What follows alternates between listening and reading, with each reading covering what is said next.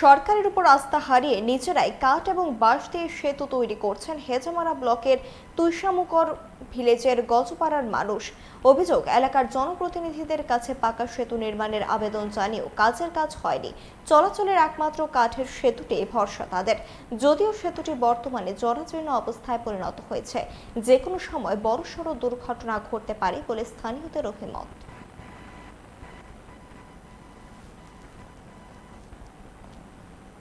দীর্ঘ বামফ্রন্ট সরকার গেল, জোট সরকার গেল, আইপিএফটি সরকার গেল, বর্তমানে বিজেপি সরকার হয়ে আসলো।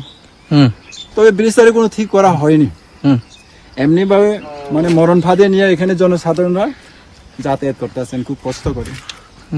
তবে এখন কি আবেদন করব যে বর্তমান সরকার বা বর্তমান যারা আমাদের ব্লক অধীনে যারা শাসনকর্তারা আছে তারা দেখো, তারা নজরে আনো, এই তো আবেদন, আর কি আছে। হইতাছে না, কারণ আমরা কেননা বারংবার ব্লক, সাব ডিভিশন যতগুলো আমাদের যা করণীয় বা সরকার অফিসে আমরা যোগাযোগ করছি, এর মধ্যে আমরা কোনো মানে এরা নজরে আইসে না, আকর্ষণ দিতেছে না। এর লাগে আমরা কষ্টতে রাত পাইতেছি বা যাইতেছি।